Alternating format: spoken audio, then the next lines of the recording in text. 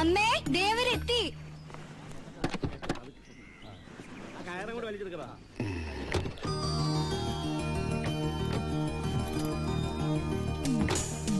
അമ്മേ ദാ വരണു.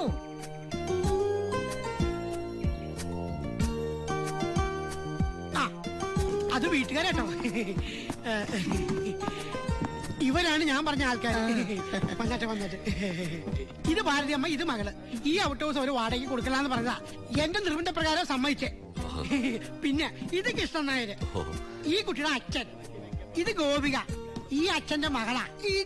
ഇതിന്റെ വല്യച്ഛന്റെ മോൻ ദിവാകരൻ. വളരെ നല്ല മനുഷ്യനാട്ടോ. അതെന്തിനാ എടുത്തു പറയുന്നേ? എന്നെ കണ്ടാ അറിഞ്ഞൂടെ? വന്നാട്ടെ. നാട്ടിലെ വീട്ടിലിപ്പോ ആരുമില്ല. വീടും പറമ്പും പിന്നെ എന്നെ നോക്കാനായിട്ട് എന്റെ ഈ മോള് മാത്രമേ ഉള്ളൂ. മോൾക്കിപ്പോ കൂടുതൽ താല്പര്യം എന്നെ ശ്രദ്ധിക്കാനായോണ്ട് വീട് തൽക്കാലം പൂട്ടി. ഈ കാണുന്ന ഗ്ലാമർ മാത്രമേ ഉള്ളൂ. ഈ ശരീരത്തിൽ ഇല്ലാത്ത രോഗങ്ങളില്ല. ഷുഗർ, പ്രഷർ, കൊളസ്ട്രോൾ, ഡിങ്കി. ഇനി ആയുർവേദത്തിലൊരു പരീക്ഷണം.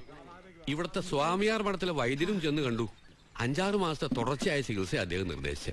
പോക്കുവരവന്റെ ബുദ്ധിമുട്ട് ആലോചിച്ചിട്ട് വൈദ്യരുടെ വീടിന്റെ അടുത്ത് തന്നെ അങ്ങോട്ട് താമസിക്കാന്ന് കരുതി. മോൾ എന്ത് ചെയ്യുന്നു? മോള് സംഗീത പഠനം കഴിഞ്ഞ് നിൽക്കല്ലേ. നാട്ടിൽ ഒരുപാട് ശിഷ്യഗണങ്ങളുണ്ട്. ആ മോളെ, കൊച്ചച്ഛൻ ഇറങ്ങാ. വന്ന് ടാക്സിക്ക് തന്നെ തിരിച്ചു പോയാ രാത്രിക്ക് മുമ്പ് ജയിലിലെത്താ. ജയിൽപ്പുള്ളിയാണോ? എന്റെ ഈശ്വര, എനിക്ക് ഈ നാട്ടിൽ മാന്യമായിട്ട് ജീവിക്കാനുള്ളതാണ്. ഇത് ഭയങ്കര ചതിയായി പോയിട്ടാ. കൊലയാളികൾക്ക് ഈ വീട് വാടകയ്ക്ക് കൊടുക്കില്ല. അമ്മച്ചി എന്റെ കൊല്ലല്ലേ. ഞാൻ ജയിൽ പുള്ളിയൊന്നുമല്ല, ജയിലറാ. തിരുവനന്തപുരം സെൻട്രൽ ജയിലിൽ. സാർ, എടാ സാറ് പോലീസ് ഓഫീസറാണെന്ന്. കാശൊന്നും കൂടുതൽ മേടിക്കണ്ട. താനും ഞാൻ ഫ്രീ ആണ് സാർ.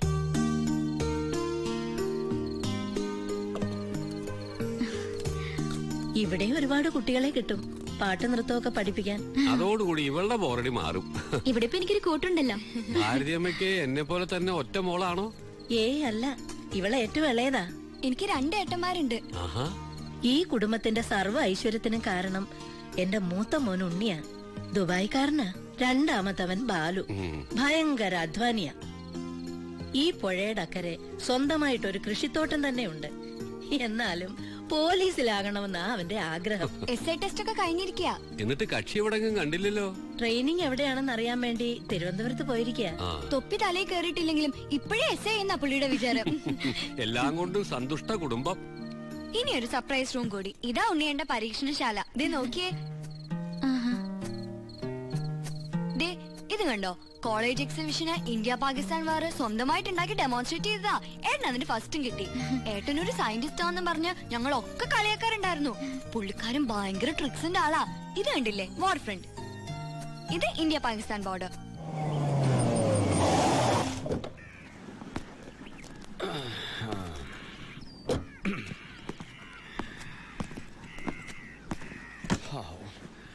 കർത്താവേ,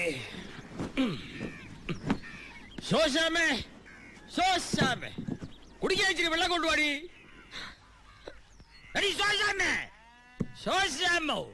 ഇവള് എവിടെ പോയി കിടക്കുവാ?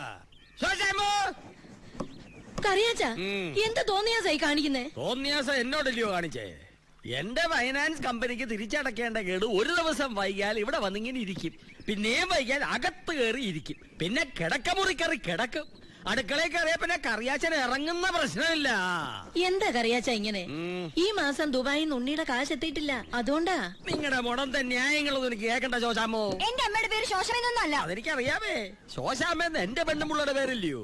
ഈ തിണ്ണയിലിരുന്ന് ആ പേര് വിളിച്ച് ശീലിച്ചില്ലേ, കുഴപ്പമാ. നാളെ അവള് എന്റെ കൂടെ ഇവിടെ താമസിക്കാൻ വരുമ്പോ ഞാൻ ഭാരതി എന്ന് വിളിച്ചാൽ അവൾക്ക് ഡൗട്ട് ആവും, ഞാൻ ഔട്ടാവും. അപ്പഴേ എന്ത് തീരുമാനിച്ചു? ഞാൻ ഇവിടെ കിടന്ന് വരേക്കണോ അതോ പോണോ? ഉണ്ണിയേട്ടന്റെ പൈസ വരുമ്പോ അവിടെ കൊണ്ടുവന്ന് തരും. അനുമ ഇവിടെ വേഷം കെട്ടിയാലുണ്ടല്ലോ.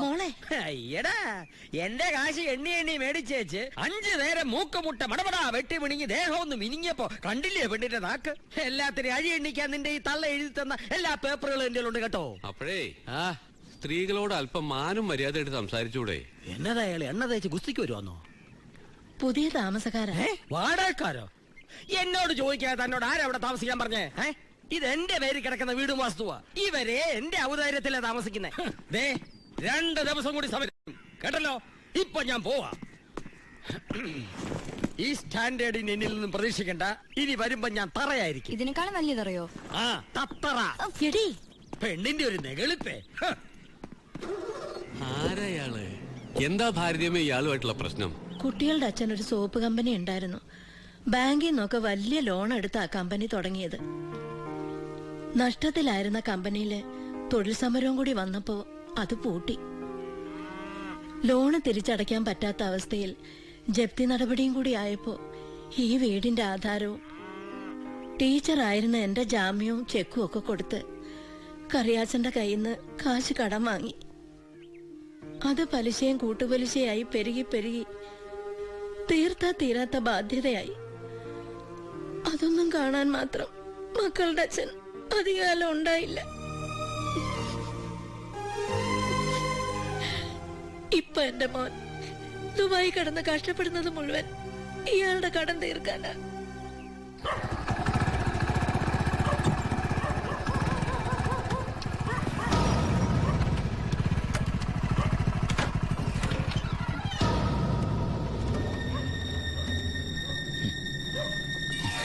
ആരാ? കാസ്, പണം കൊണ്ടുവന്നതാ. സാറ് തന്നതാ ദുബായിന്ന്. ഓക്കെ. എടോ, എന്താ നിന്റെ പേര്? പാണ്ഡ്യൻ. തമിഴനാ? അല്ല, മലയാളി. എവിടാ സ്ഥലം? കോളഞ്ചേരി. കോളഞ്ചേരി അല്ല, കോഴഞ്ചേരി. ആമാ. ആരാ മോനെ? ആ, ഏട്ടന്റെ കാശ് കൊണ്ടുവന്നാ. അവനൊരു കള്ള ലക്ഷണം. ഏട്ടൻ പോലീസ് ബുദ്ധിയിൽ നോക്കുമ്പോ എല്ലാരും കള്ളന്മാരാ. പേര് പാണ്ഡ്യൻ, സ്ഥലം കോളഞ്ചേരി. കോഴഞ്ചേരിയിൽ ഏത് മലയാളിക്കാ പാണ്ഡ്യൻ എന്ന് പേരിടുക? ഏവൻ കള്ളനാ, പേരും കള്ളൻ. ഏട്ടൻ എന്തിനാ അമ്മേ ഈ ഇടപാട്? ദുബായിന്ന് കാശ് ബാങ്ക് വഴി അയച്ചാ പോരെ? ഇത് കുഴൽപ്പണം. എന്തായാലും നാളെ രാവിലെ നീ ഈ കാശ് കറിയാച്ചിന് കൊണ്ടുപോയി കൊടുക്കും. എന്തൊരു സ്വരശുദ്ധിയാ ഗോപിയക്ക്. അത് മാത്രമോ, സൂര്യൻ ഉദിക്കുന്നതിന് മുമ്പ് എണ്ണീറ്റ് ആ വീട്ടിലെ സർവ്വ പണിയും ചെയ്യും. നല്ല കൈപുണ്യം, കുടുംബത്തിന്റെ ഐശ്വര്യം ആ കുട്ടി. അമ്മേ, ഞാനൊരു കാര്യം ചോദിക്കട്ടെ? അതെ, നമ്മുടെ ഉണ്ണിയേട്ടന് വേണ്ടി എന്തുകൊണ്ട് ഗോപിക ആലോചിച്ചൂടാ? എന്റെ മനസ്സിൽ അത് നേരത്തെ തോന്നിയതാ. അവൻ ദുബായിന്ന് വന്നിട്ട് പറയാമെന്ന് കരുതി ഇരിക്കുകയായിരുന്നു. ആഹാ, അമ്മ ഞാൻ ഇപ്പൊ വന്നെ. എടി,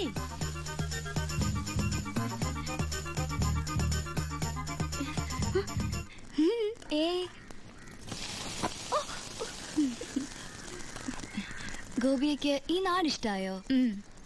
ഈ തറവാട് ഇഷ്ടായോ? എന്റെ അമ്മ ഇഷ്ടായോ? അപ്പ എന്റെ ദുബായ്ക്കാരൻ ഏട്ടനെ ഇഷ്ടപ്പെടാണ്ടിരിക്കില്ല. ഞങ്ങൾ ആലോചിക്കാൻ പോവാ.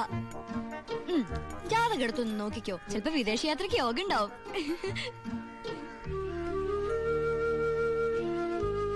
അമ്മ ഇങ്ങ് വന്നേ, ഒരു കാര്യം പറയട്ടെ. എന്താടാ പറ, എനിക്ക് ജോലിയുണ്ട്. അമ്മയ്ക്ക് അപ്പുറത്തെ ഗോപിയെ കുറിച്ച് എന്താ അഭിപ്രായം? ആ കുട്ടി അമ്മയുടെ മരുമോളായിട്ട് വരുന്നതില് വിരോധമുണ്ടോ? എന്റെ മനസ്സിലൊരു ആഗ്രഹം. നീ മിണ്ടായിരടി, ഞാനൊന്ന് പറഞ്ഞോട്ടെ. മോനെ, അത് അമ്മ, ഇന്നലെ ഞാനൊരു സ്വപ്നം കണ്ടു. ഗോപിക കല്യാണ പെണ്ണായിട്ട് അണിഞ്ഞൊരുങ്ങി വരുന്നതും കത്തിച്ച് പിടിച്ച നിലവിളക്കായിട്ട് അമ്മ സ്വീകരിക്കുന്നതും. കല്യാണമൊക്കെ ഉണ്ണിയേട്ടൻ വന്നിട്ട് മതിയെന്നേ. അതിനു മുമ്പ് നമുക്ക് ഉറപ്പിച്ചു വെക്കാലോ. ഏട്ടൻ നിൽക്കുമ്പോ അനിയന്റെ കല്യാണം നടത്തുക എന്ന് വെച്ചാ? അമ്മ എന്തായി പറയണേ? ഞാൻ ഗോപികയെ ഉണ്ണിയേട്ടന് വേണ്ടി ആലോചിക്കുന്ന കാര്യാ പറഞ്ഞത്. ഗോപിക ഉണ്ണിയേട്ടന്റെ വധുവായിട്ട് വരുന്നതാ ഞാൻ സ്വപ്നം കണ്ടത്. നീ എന്നെ തീ തീറ്റിച്ചല്ലോടാ. അപ്പൊ ഏട്ടൻ ദുബായിന്ന് വന്നാലുടൻ കല്യാണം.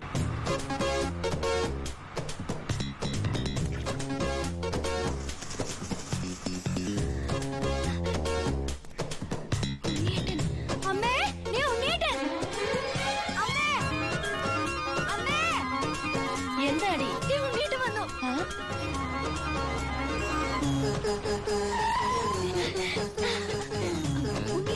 ഉണ്ണിയേട്ടൻ വന്നു.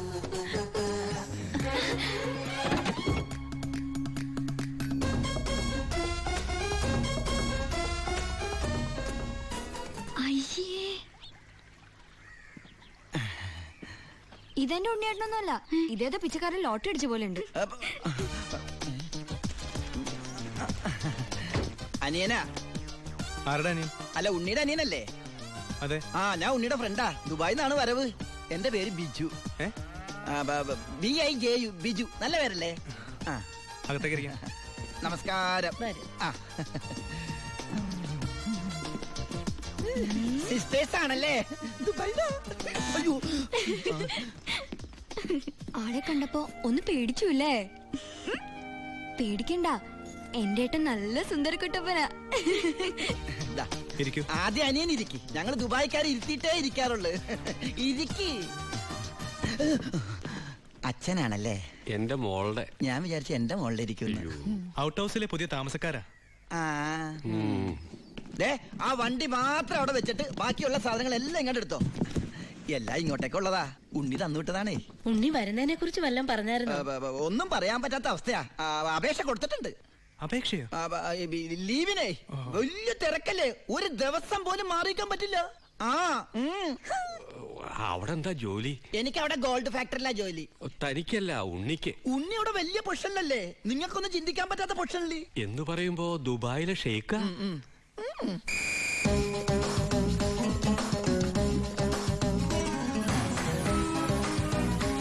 അസ്സലാമലൈക്കും. ഏയ്, നല്ല പവറുള്ള ജോലിയാ. ഉണ്ണി ഗവൺമെന്റിന്റെ ഗസ്റ്റ് അല്ലേ? Free quarters, free food, free dress. ഒരു വലിയ കൊട്ടാരത്തിലല്ലേ താമസിക്കുന്നത്? ഗവൺമെന്റിന്റെ വലിയ കൊട്ടാരത്തില്.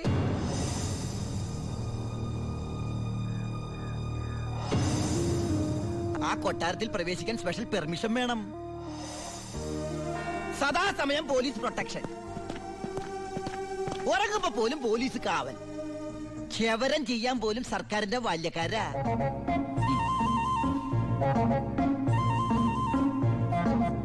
ഫുഡാണെങ്കിലാ 5 സ്റ്റാർ ഫുഡല്ലേ?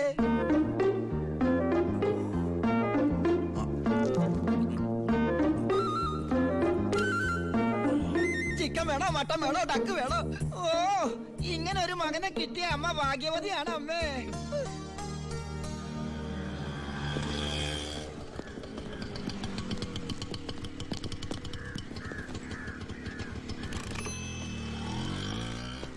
ഒരാള് കേറാനുണ്ടേ. കർത്താവേ, ഒരിക്കലും പുറത്തേക്ക് പോകാൻ ഇടവരുത്തല്ലേ. നമസ്കാരം. ഇവിടെ ഒപ്പിട്.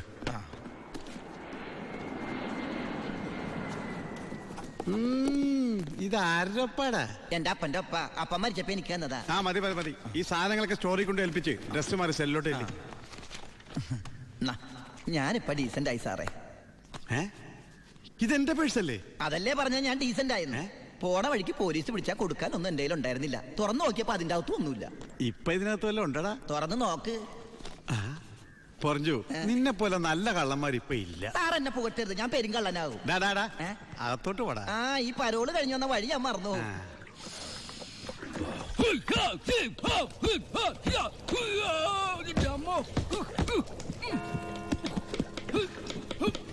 ചപ്പാത്തി സ്പെഷ്യലിസ്റ്റ് എത്തിയല്ലോ.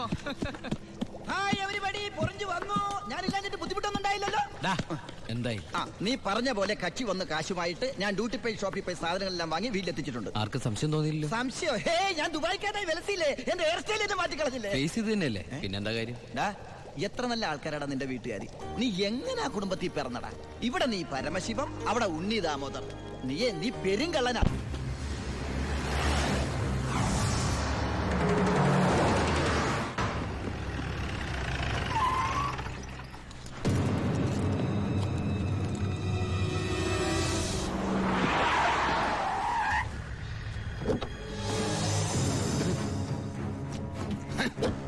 നീ വിഷമിക്കണ്ട മോനെ. വിഷമദ്യം കഴിച്ച് 3-4 തട്ടിപ്പോയത് കൊണ്ടാണല്ലോ നിനക്കിപ്പോ എന്റെ അകത്ത് കിടക്കേണ്ടി വന്നേ. അല്ലെങ്കിൽ നിന്റെ അപ്പൻ നിന്നെ പുല്ല് പോലെ പുറത്തിറക്കി കൊണ്ടുവന്നേ. നിനക്ക് ഇവിടെ യാതൊരു ബുദ്ധിമുട്ടും ഉണ്ടാകില്ല. അതിനുള്ള ഏർപ്പാടൊക്കെ ഞാൻ ചെയ്തിട്ടുണ്ട്.